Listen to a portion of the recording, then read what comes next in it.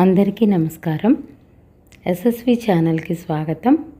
ఈరోజు నేను వాము మిరపకాయల్ని ఎలా తయారు చేసుకోవాలో చెప్పబోతున్నాను. ఈ వాము మిరపకాయల్ని ముందుగా కడిగి శుభ్రం చేసుకుని ఆ తర్వాత ముచ్చుకలు తీసేసి వాటిని చాకుతో కానీ లేదా కత్తిపీటతో కానీ మీకు ఏ రకంగా వీలైతే ఆ రకంగా చేసుకోవచ్చు. వీటిని ఇలా 2 బద్దల కింద చీల్చుకోవాలి. సమానంగా వచ్చే విధంగా చీల్చుకుంటే బాగుంటుంది. అయితే ఈ వాము మిరపకాయలకి మనము మజ్జిగ మిరపకాయలు లేదా బోరు మిరపకాయలు అంటాం కదా, వాటికి ఏ రకమైన మిరపకాయల్ని ఎంచుకుంటామో అదే మిరపకాయల్ని దీనికి కూడా వాడుకోవచ్చు అన్నమాట. అయితే ఈ మిరపకాయలు నేను 400 గ్రామ్స్ వరకు తీసుకున్నాను. వీటిని బాగా కడిగేసి శుభ్రం చేసి తర్వాత నీళ్ళన్నీ ఓడ్చేసి ఈ రకంగా నేను కట్ చేసి పెడుతున్నాను. ఈ వాము మిరపకాయల్ని మనం పప్పుతో కానీ సాంబారు లేదా ముద్దపప్పు పప్పు చారుతో తింటే చాలా బాగుంటాయి అన్నమాట. చాలా తొందరగా కూడా ఇవి ఎండిపోతాయి.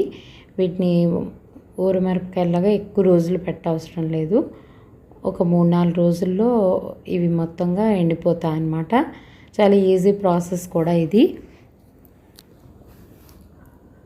ఈ వీడియో కనుక ముందుగా ఫస్ట్ టైం ఎవరైనా చూస్తున్నట్లయితే తప్పకుండా సబ్స్క్రైబ్ చేసుకోండి. అలాగే బెల్ ఐకాన్ కూడా ప్రెస్ చేయండి. అలా చేస్తే నా ఫర్దర్ వీడియో నోటిఫికేషన్స్ అన్నీ మీకు వస్తాయన్నమాట. ఇప్పుడు చూసారు కదా, ఇలా కట్ చేసుకున్న అన్ని ముక్కల్ని ఇలా పలుచగా పరుచుకోవాలి. ఆ తర్వాత మనము ఈ వాము పొడిని నేను సిద్ధం చేసి పెట్టుకున్నాను అన్నమాట. ఈ వాముని గ్రైండ్ చేసుకుని ఇలా పౌడర్ లాగా చేసుకోవాలి. ఇది పచ్చి వామే, దీన్ని వేయించడం కానీ చేయవసరం లేదు. అయితే మరీ మెత్తగా పిండిలాగా అవసరం లేదు, కొద్దిగా బరకగా ఉన్నా ఏం కాదనమాట. ఈ వాము పొడిని నేను ఈ తరిగిన ముక్కల మీద వేస్తున్నాను అన్నమాట. నేను ఈ వాముని 4 స్పూన్లు, ఇప్పుడు నేను చూపిస్తున్న స్పూన్తో 4 స్పూన్లు తీసుకున్నాను ఈ 400 గ్రామ్స్కి. అలాగే ఉప్పు వేస్తున్నాను. తర్వాత ఉప్పు కూడా 2.5 to 3 స్పూన్స్ మధ్యలో వేసాను అన్నమాట. తర్వాత 1 స్పూన్ పసుపు కూడా వేసుకోవాలి. ఇలా పలుచగా మనం వేసుకునేటప్పుడు ఒక పళ్ళెంలో పలుచగా పరుచుకుని ఇవన్నీ వేస్తే అన్నిటి ముక్కలకి బాగా పడుతుందన్నమాట. తర్వాత నిమ్మరసాన్ని మనం పిండుకోవాలి.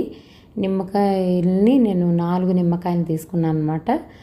మీడియం సైజు కన్నా కొంచెం పెద్ద సైజు నిమ్మకాయల్ని 4 నిమ్మకాయలు తీసుకున్నాను. వీటిని ఈ 4 నిమ్మకాయల్ని ఈ ముక్కల మీద పిండేసేయాలి. ఈ నిమ్మరసంలో ఇవి ఊరడం వల్ల మనకి కారం అనేది కూడా ఎక్కువ ఉండదన్నమాట. కమ్మగా ఉంటాయి, చాలా టేస్టీగా ఉంటుందన్నమాట.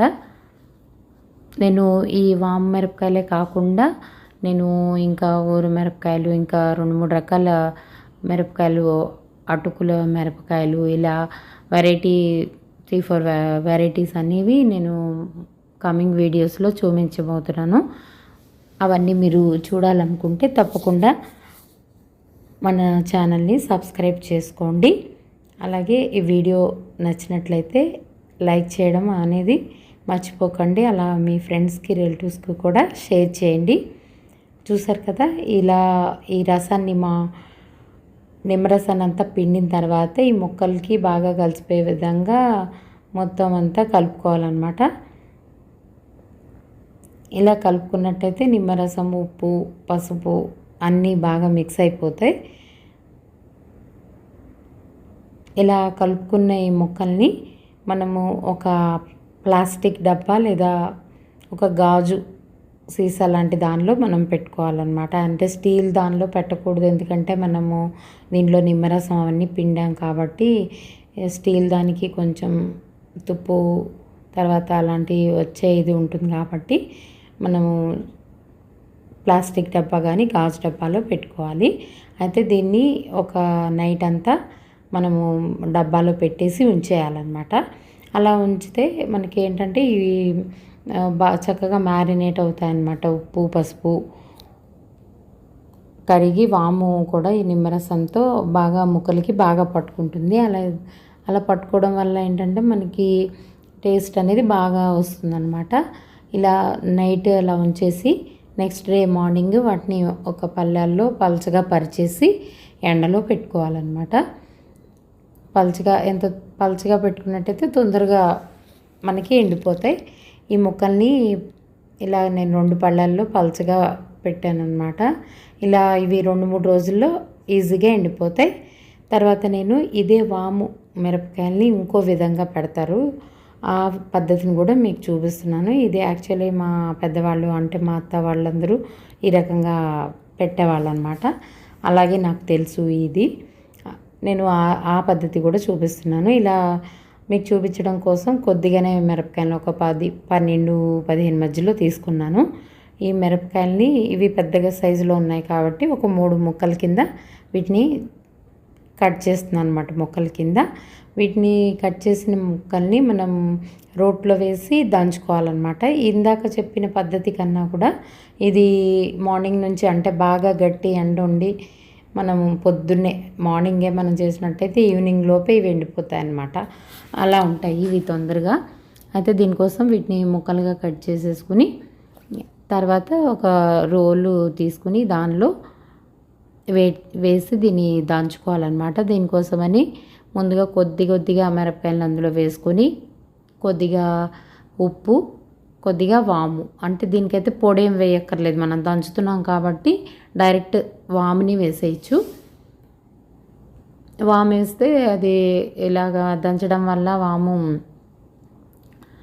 దాంట్లో మిక్స్ అవుతుంది కాబట్టి ఇంకా మనం పొడి అనేది చేసుకోకర్లేదు.